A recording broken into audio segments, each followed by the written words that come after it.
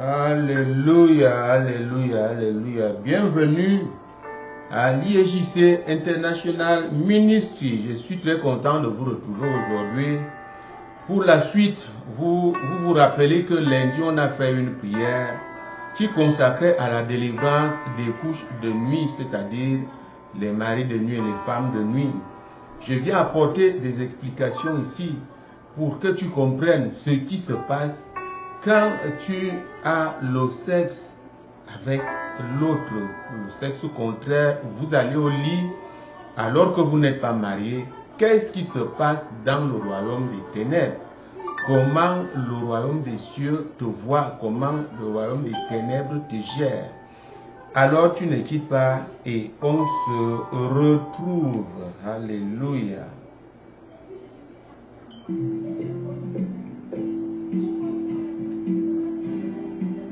L'ISJC, l'intimité avec le Seigneur Jésus-Christ, l'assurance absolue du salut de ton âme. Alléluia, alléluia, alléluia.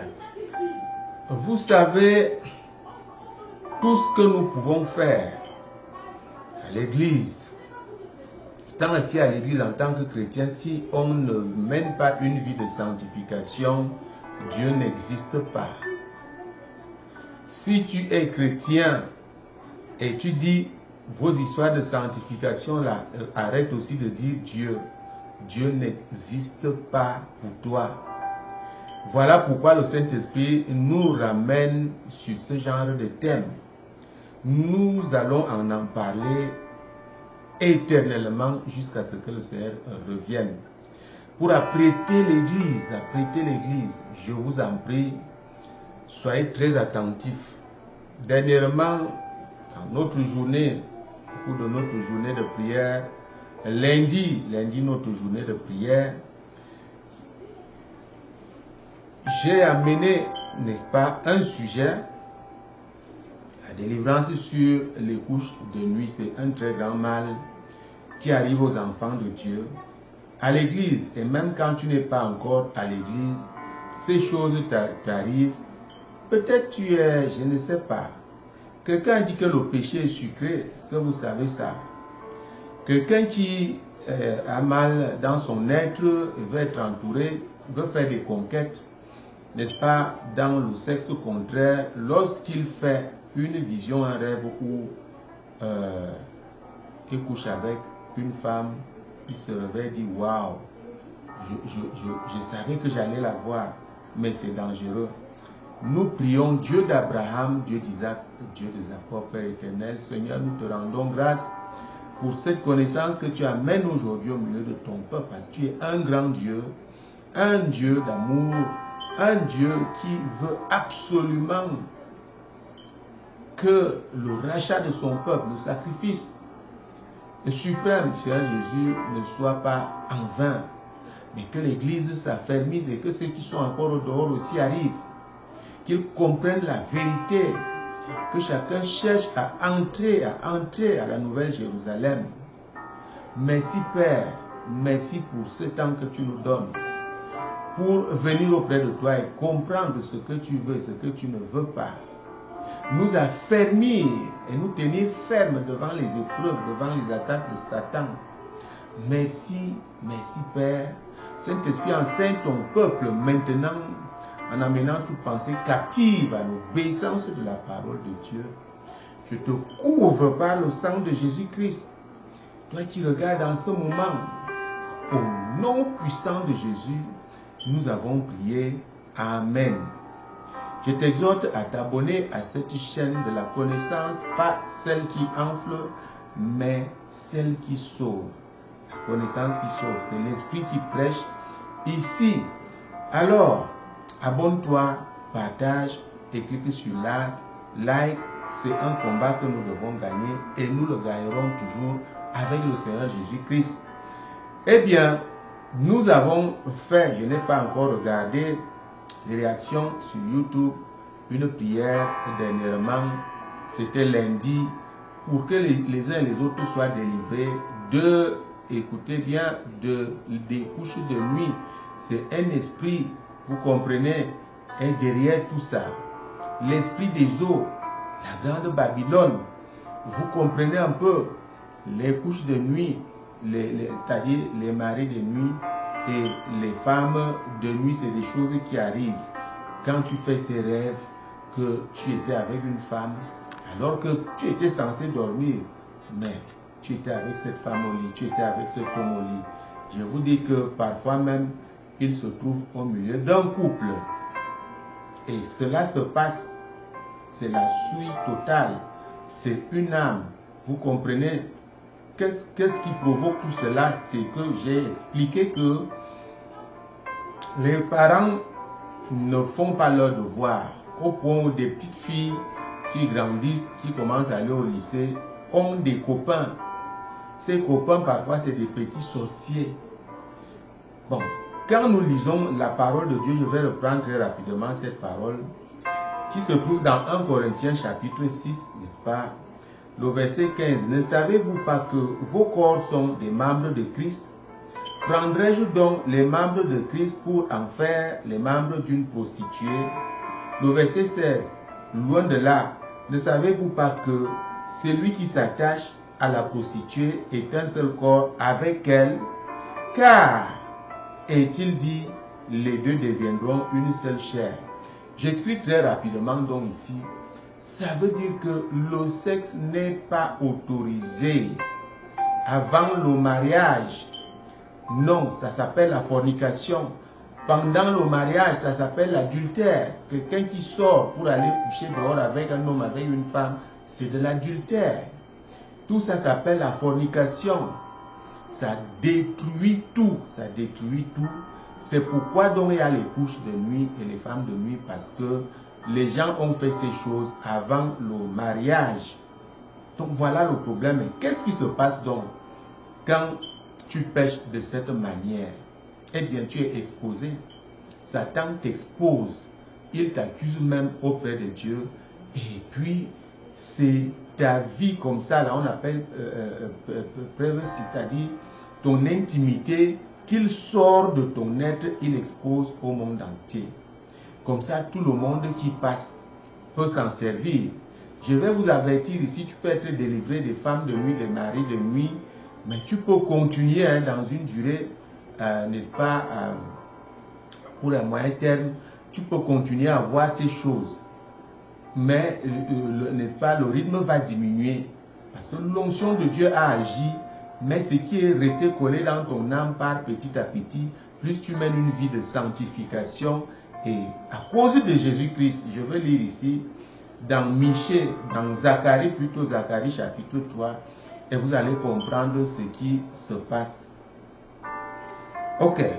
Il me fit voir Josué, le souverain sacrificateur, à partir du premier verset, debout devant l'ange de l'Éternel et Satan qui se tenait à sa droite pour l'accuser. Vous comprenez?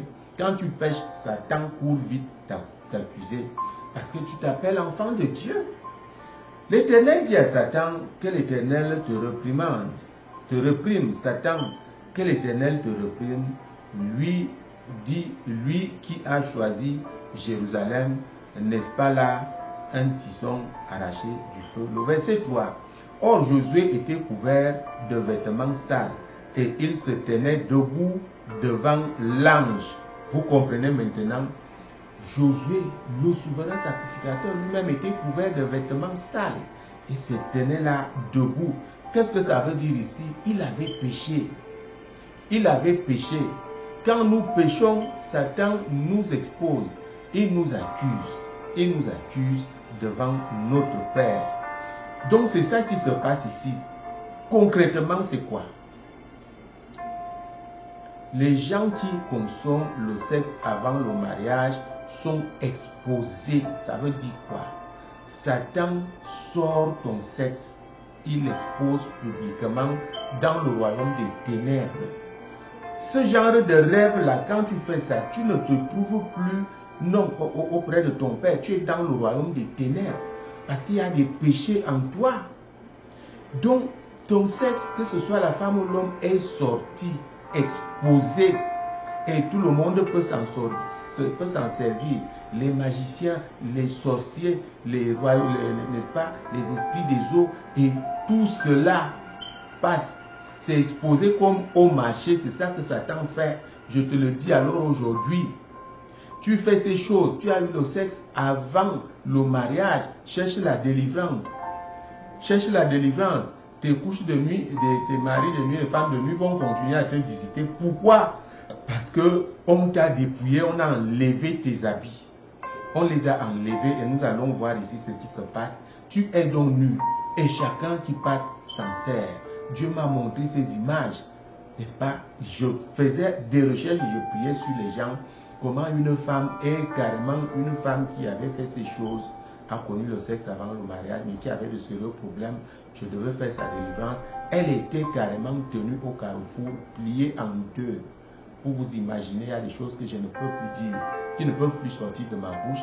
Et comme ça, les passants se servaient. Les passants se servaient. C'est ça donc qui se passe quand vous entendez que mari de nuit, femme de nuit. Ton sexe est exposé au carrefour et tout le monde peut s'en servir. Si c'est une femme, les hommes passent dessus. Si c'est un homme, les femmes aussi passent dessus. Vous comprenez, le sexe humain est exposé, il traîne par terre. Quand les gens font la fornication, ceux qui ne sont pas encore en Christ, ceux qui sont déjà en Christ, et alors, le jour que tu trouves la délivrance, comme lundi j'ai prié, vous pouvez retrouver cette prière. Qu'est-ce qui se passe maintenant? Ton sexe qui est exposé commence donc, si c'est l'homme, ça commence à se retirer parce que c'est l'homme exposé par terre, dans la poussière. Les femmes de nuit s'en servent. Ça commence donc à se rétrécir parce qu'il y a déjà eu la délivrance.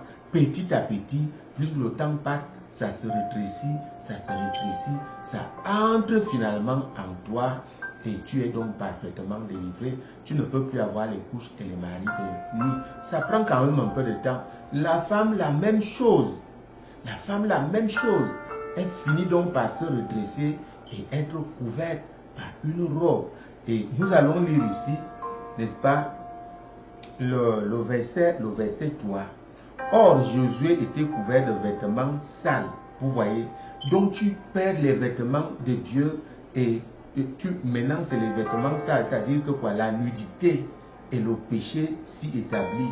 Et il se tenait debout devant l'ange. Le verset 4, l'ange prenant la parole dit, n'est-ce pas, à ceux qui étaient devant lui, ôtez-lui les vêtements sales, puis il dit à Josué, vois, je t'enlève ton iniquité et je te revêts d'habits de fête. Alléluia. Donc c'est ça aujourd'hui, puisque le Seigneur est mort et ressuscité, glorifié aujourd'hui, il a laissé le Saint-Esprit. C'est par la repentance, n'est-ce pas? C'est par les prières que on te revêt maintenant, Dieu te revêt des habits de fête, des habits neufs. C'est ça que ça veut dire. Donc vous comprenez la prière qu'on a fait lundi, tu as déjà été pardonné et il faut donc rester là. Tu ne pêches plus. Et ces vêtements, c'est quoi? C'est, n'est-ce pas, ton assiduité à la méditation, ta persévérance dans la prière. Ce vêtement se constitue. L'apôtre Paul avait dit que beaucoup de gens cherchent à se vêtir, c'est-à-dire quoi, aller au paradis, avoir Jésus-Christ, mais ils ne se dépouillent pas d'abord. Donc vous comprenez, ils ne font rien, ils veulent seulement se revêtir. Donc écoutez, tu ne pêches plus et c'est ça qui se passe.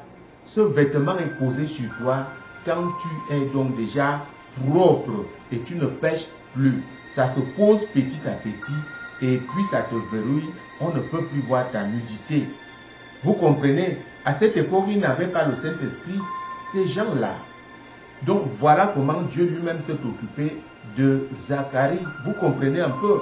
Là, aujourd'hui, nous avons le Saint-Esprit. Tu n'as qu'à venir seulement à la repentance, à la délivrance. Le travail est fait, mais la garantie ici pour que tu sois totalement protégé, que le vêtement blanc de Dieu se pose sur toi, est que tu ne pêches plus et beaucoup plus tu médites, tu pries, tu lis la parole de Dieu petit à petit. Jean chapitre 17, je crois verset 17. La parole de Dieu nous sanctifie. Vous comprenez, quand tu reçois les prières de délivrance de cette affaire-ci, tu as couché avec les hommes, avec les femmes, avant ton mariage, tu dois être sanctifié. Dès qu'on chasse l'esprit, tu lis, tu médites chaque jour, petit à petit, tu es sanctifié. Et c'est comme ça que, finalement, vous voyez, on a couvert Zacharie des vêtements de fête.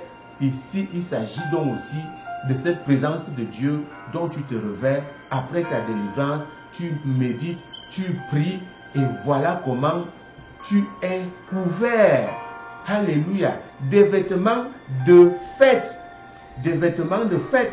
Tu es déjà propre à aller maintenant rencontrer Dieu. À voir la face de Jésus-Christ. D'où l'intimité avec le Seigneur Jésus. Si nous lisons le verset 5, vous allez voir quelque chose qui ressemble à cela. Et même jusqu'au verset 7, qu'on peut déjà flotter avec le papier extérieur, avec le lieu saint, quand on est propre. Donc voilà, chers frères et sœurs en Christ, ce qui se passe. Un homme et une femme qui vont au lit ensemble, ils ne sont pas mariés, leurs âmes s'unissent, chacun prend ce qui est mauvais, de très mauvais, et les démons, le mauvais esprit et tout ça là de l'autre. Et puis une partie de ton âme va voyager dans le monde entier, la propagation continue. Vous comprenez, la contamination aussi continue. L'homme que tu as juste connu là, il part avec ton âme, il va connaître une autre femme, ainsi de suite. C'est comme ça qu'il y a des choses qui se passent dans ta vie, des maladies que tu ne comprends même pas. Vous comprenez, beaucoup de ces maladies arrivent par le sexe. Donc voilà ce qui se passe. Nous avons intérêt à vivre, n'est-ce pas, dans la sanctification. Nous devons fuir le péché. L'apôtre Paul a donc dit, fuyez l'impudicité. Je vais terminer par là. Parce que c'est ça qui fait entrer tout cela dans notre vie.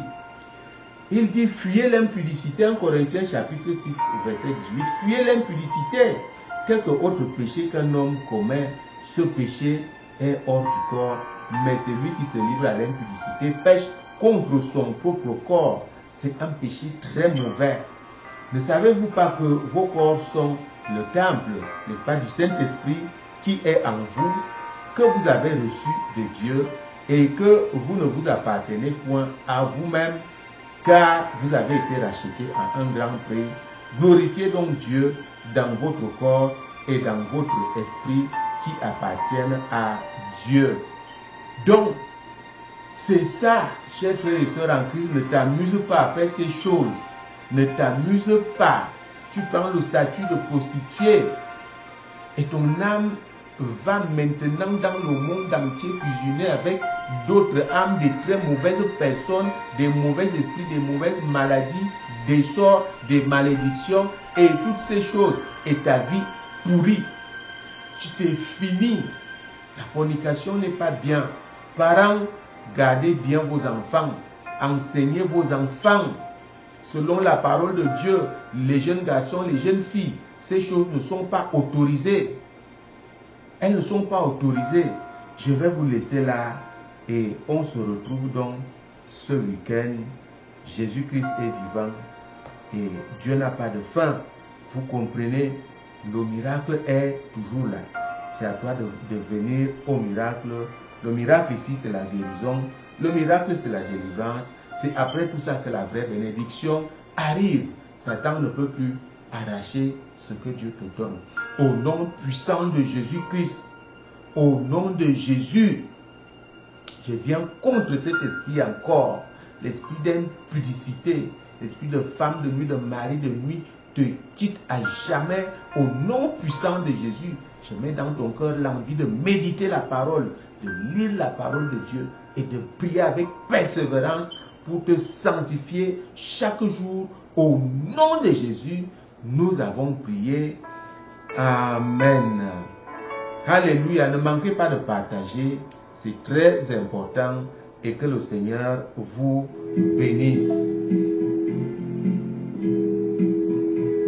Jésus-Christ est vivant, Dieu n'a pas de fin et les miracles continuent.